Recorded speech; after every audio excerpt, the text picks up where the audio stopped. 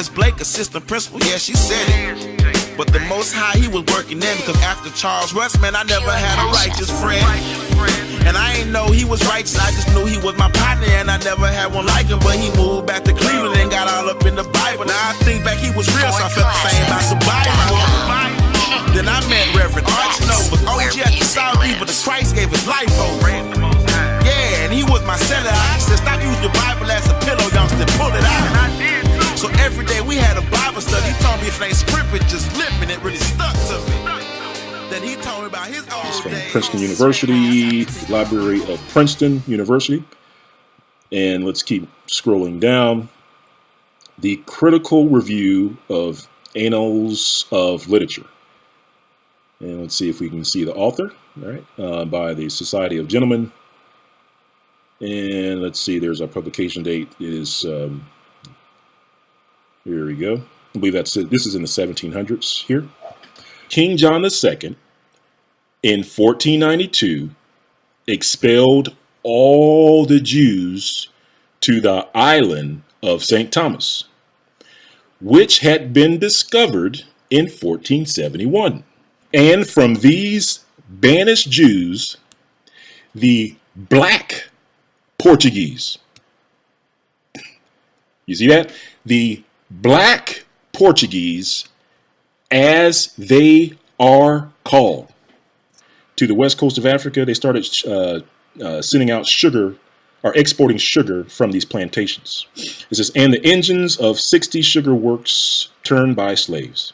It says, these Negroes, now it's saying these Negroes. So at first, couple of sentences up, we were talking about the Jews, but now it's switching names. If you, I don't know if you picked up on that, but it says, these Negroes were purchased in Guinea, Congo, and Mani-Congo. And the colonists had plantations furnished with from 152,000 Negro slaves. Negro slaves. All right, there we go. The Jews and the Moors in Spain. And this, again, is from in the 1800s. So let's see if we can find our page again. Let's see, 213. The Jews were banished from Spain first. And when they were kicked out of Spain, you know, if you're looking at a map of Spain, you'll see Portugal was on the left of Spain. So naturally, when the Jews fled out of Spain, they fled into Portugal. And what we've read before was that the king of Portugal, you know, he let the Jews in, but he said, hey, you guys got to pay some money. They call it I forget, like a tax or something like that. He said, you guys got to pay me some money if you want to come in here. And not only that, you know, he allowed them to come to temporarily stay there. And I believe it was for 8 months. He said, I'll let you guys come in here on your way to Africa. So basically he says, you know, you guys can come in, but you can't stay. Okay. So this is where this quote picks up. So let's take a look at this quote. It says, nearly 150,000 souls made their way by land to Portugal, whose King John II, right, dispensed with the scruples, and I'll break this down for you, the scruples of conscience, so far as to allow his greed to triumph over his creed. So basically it's saying, when the king of Portugal saw these Jews coming in, he wanted to make some money. Basically, he said, okay, well, you guys can come in, but we got to do some business first, right? So he says he granted them a passage through his dominion on their way to Africa. Did you catch that? He says he granted them a passage through his dominion on their way to Africa, and the permission of an 8-month stay in his realm. So he said, I'll let you stay here for 8 months on your way to Africa, but then after that, you got to be gone. All right, so it then says, in consideration of a tax of $8 a head, which immense sum, so back in the day, it's saying that was a lot of money. It said, which immense sum he levied from the native Portuguese Jews. So let's pause right here just to make sure you understand what it just said. It said, so the Jews in Spain, right? Jews in Spain coming into Portugal. King of Portugal wanted to make some money. He said, hey, you guys, I'll let you guys come on in on your way going out. But on your way coming in, you got to pay some money. And I'm not going to tell you what, I'm not going to get money from you. I'm going to get money from your brothers here in Portugal. So basically, he taxed the Portuguese Jews for their brothers coming in. It soon gave way to the most frightful era of the exiles' suffering. All right, so after the Jews came in, what it's saying is that something bad happened. And it says, when the news reached the homeless exiles, so the Spanish Jews that came to Portugal, it says, when the news reached the homeless exiles of the atrocity or atrocious crimes inflicted upon their brethren on their way to the African coast by inhumane captains and heartless crews, seeing nothing but cruel death before them, whether going or whether remaining, they preferred meeting death in Portugal. So basically, as the Jews were from Spain came into Portugal, and some of them went to Africa, they were getting word back that some of their brothers, their brethren that were getting on those ships, they weren't making it. Some of them weren't making it to their destination. Some of them were being, most of them were being pillaged and raped, and their clothes taken from them, and they were being dumped onto the west coast, on the coast of Africa. And we've read that on some of our other references.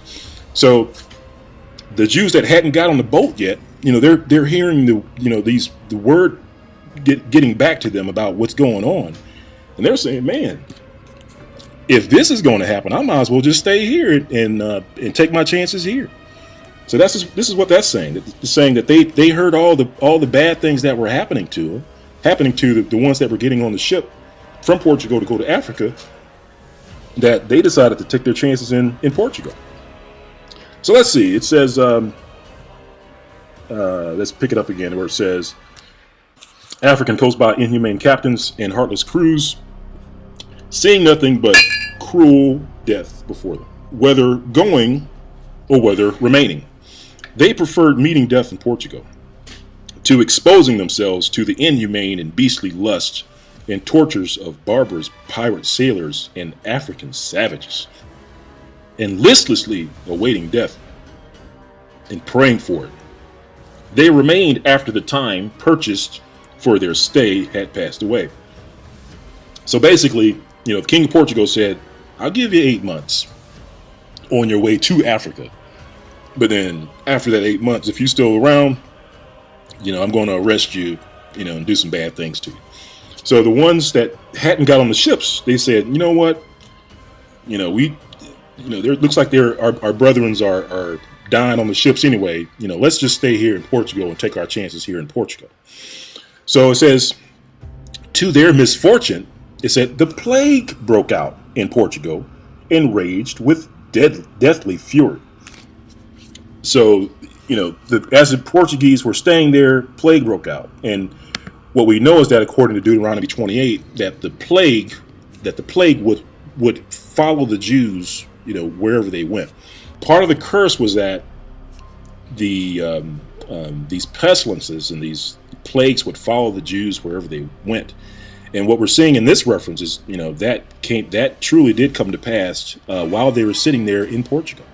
And so when the Jews got the plague, it says, and it says, lashed the populace into a relentless fury. So the population got mad when the Jews brought this plague with them. It says, because of the visitation of the plague and the breach of contract on the part of the Jews. So the breach of the contract was the fact that those Jews decided not to get on those ships because they didn't want to die on the ships. They decided to stay in Portugal. So they considered that a breach of contract. It says the king's creed awoke again simultaneously with the awakening of his greed. So when the king caught word of that, then the greedy king, had a new plan. So the new greedy king of Portugal, in this case King John, he came up with a new plan. He says he issued an edict. So look, it says, all Jewish children below 14 years of age. I'm going to read this slow. It says, all Jewish children below 14 years of age were torn from their parents' arms. Okay? Let's think about that for a moment. All Jewish children below 14 years of age were torn from their parents' arms, dragged into the church, baptized. All right, so all the Jewish children under 14 years of age, snatched from their parents, taken to the church and baptized, right? And it says, those under 3 years of age. So those children that were under 3 years of age were given to Christians to receive a Christian education. So I got to stop here. I have to provide just a little bit of commentary. So the babies, the toddlers and the babies. Just want to put it into perspective. The toddlers and the babies were taken from their mothers and given to the Christians to receive a Christian education. Then it says, or in other words, to be raised as slaves. You get that? It says to receive a Christian education, or in other words, to be raised as slaves. So the toddlers and the babies were taken from these black Jews in Portugal and given to foster parents to be raised as slaves and to be brought up as Christians. Then let's keep reading. It says, those between 3 and 10 years old. So now we're talking about a different age group. So we learned that the toddlers and the babies were given to Christians to be raised as slaves. Right? So we know that these are black babies. And then it says, those between 3 and 10 years of age were put on board of a ship and conveyed to the newly discovered unwholesome island of St. Thomas, called the island of perdition, or the island of punishment.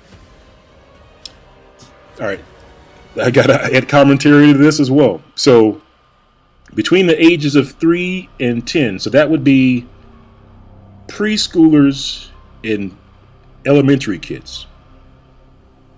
So that's like taking preschoolers and elementary kids, and then so they took the preschoolers and elementary kids and put them on board of a ship and sent them to the west coast of Africa. Okay? All right. So let's keep reading. It says, which was colonized by Portuguese condemned criminals.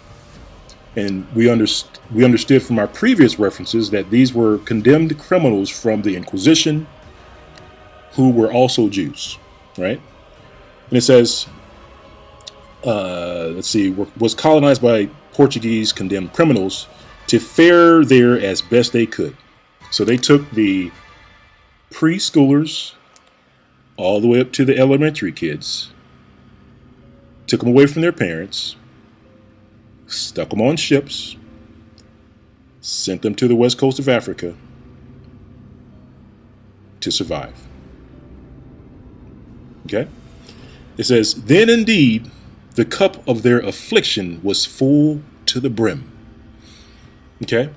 And I'm just going to pause right here just to point out in Deuteronomy 28, and the reason why I keep going back and forth is because I want you to understand that this was foretold. Like this was prophesied in Deuteronomy 28, and that we shouldn't be surprised that this happened because Israel, our forefathers, broke the commandment with the Most High. And so when we go to Deuteronomy 28, verse 32, it says, thy sons and thy daughters shall be given unto another people, and thine eyes shall look and fail with longing for them all the day long, and there shall be no might in thine hand. Let me read that again. And there shall be no might in thy hand. Deuteronomy 28:41, where it says, "Thou shalt beget sons and daughters, but thou shalt not enjoy them, for they shall go into captivity." So just wanted to point out that this was foretold. This was a byproduct out of Israel breaking their promise. So then it says, those between 10 and 14 years, those between 10 and 14 years were sold as slaves. Then indeed the cup of their affliction was full to the brim. I'm going to go back to the bottom of the page. It says, the Jews have experienced fully the unequal skills of the church in administrating pain. Mothers cast themselves at the feet of the tyrants and pitifully begged to be taken with their babies. They were heartlessly thrust aside. Get out of here. Hundreds of mothers, mad with despair, ran behind the ships. Can you imagine that? Mothers running behind the ships as they carried off the idols of their heart and perished in the waves. So mothers were so mad with despair of losing their newborns, their babies, their elementary kids, that they ran behind the ships, jumped in the water, and swam after the ships, only to perish in the waves. It says, the serene fortitude with which the exile people had borne so many, go to the top of the page here, so many and such grievous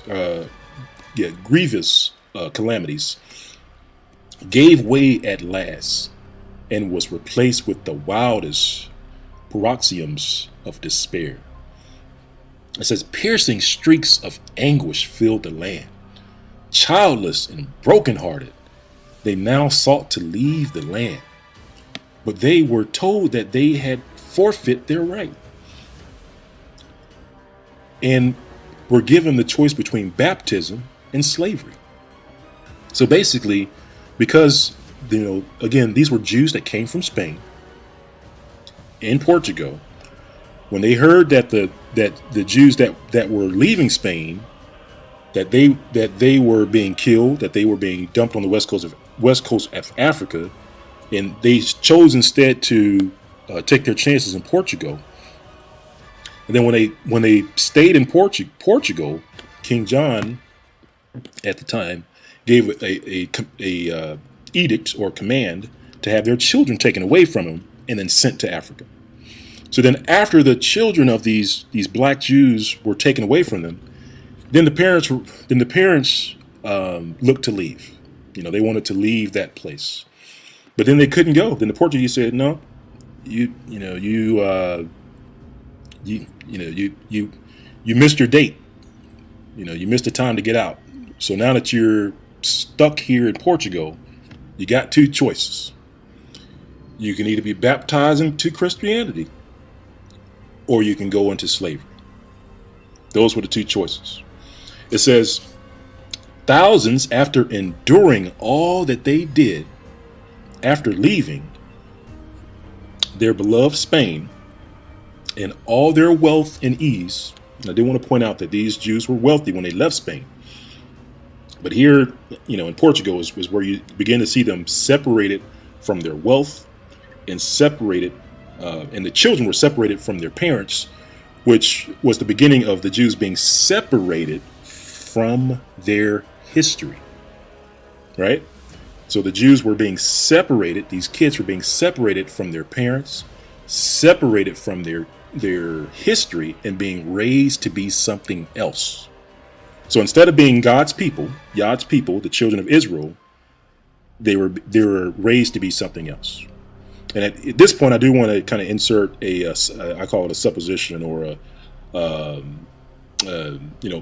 my belief here is that the so-called African American are the children that were taken away from their parents. The so-called African American are the children that were taken away from their parents. The so-called African American are the children that were taken away from their parents. And that's why the so-called African American, that the reason why they don't have their full history is because they were raised to be something else.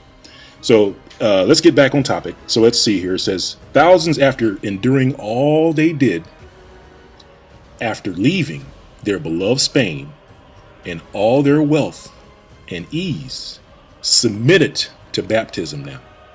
They said, all right, you know what? You got us whooped. You took our children. You took our babies. I'll be a Christian. I'll do it. You can baptize me. It said, in the hope of reuniting with their children. So that's why they did it. They said, look, you took my kids. I'll be a Christian. Just reunite me with my babies. Right? So let's keep reading. It says, thousands were sold as slaves. Thousands were sold as slaves. So thousands of these black Portuguese Jews were sold as slaves. Yet prior to their being sold, they were submitted to tortures, cruelties, outrageous, too revolting, too repulsing, too heartrending to be here narrated. So this author is basically saying that before they were sold as slaves, bad things happened to them, and these bad things were so bad that he can't write them down. He doesn't want to write them down in this book. That's what he's saying. It says, terror seized upon the native Portuguese Jews. It says, when they helplessly beheld the cruelties to which their Spanish brothers were subjected. And it's interesting that it was the Spanish brethren that were subjected to these. So the children, the initial wave of children that were sent to the west coast of Africa were the Spanish Jews. So remember, they were kicked out of Spain. They came into Portugal. And then King of Portugal said, you guys can come in on your way out to Africa. So, also want to point out the fact that the so-called African American, one of their names was Negro, which was the Spanish name for black. Did you get that? So-called African Americans were called Negro, which was the Spanish name for black. And if you ever wondered, why were you called the Spanish name for black? Well, you can begin to see it here.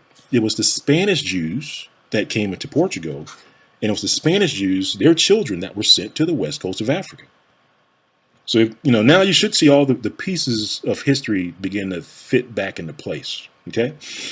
And so King Manuel, and let's see, he gave secret orders for the repetition of the atrocious crimes of having all the children under 14 years of age seized from their mother's bosom and father's arms, dispersed through the kingdom to be baptized and brought up as Christians.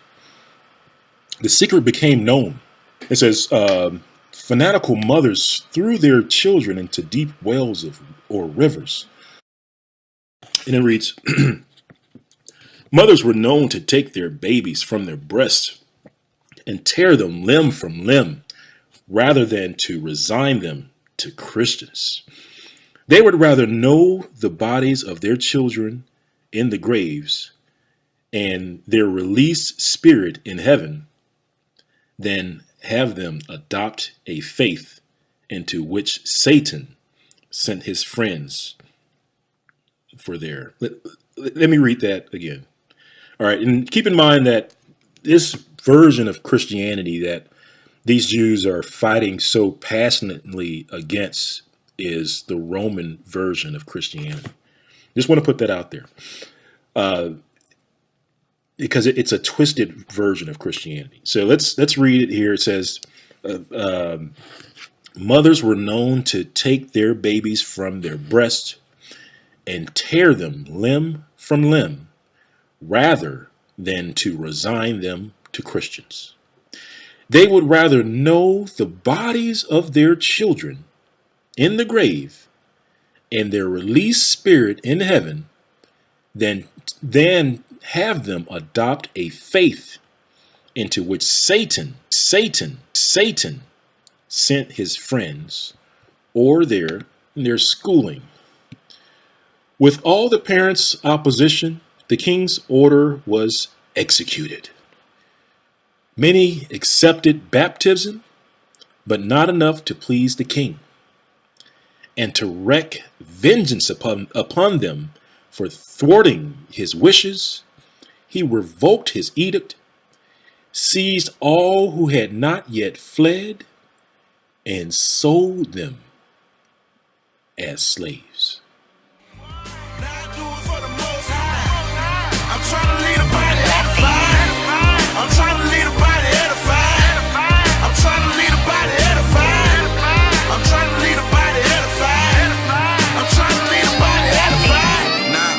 Learning my true history, the secrets and all the mysteries. Now everything's starting to make sense. The ups, the downs, the good and all the fake friends. A higher man, he been molding me. This higher man, he been holding me up. Cause the world be going down with kings, but due to sins of our forefathers, I was never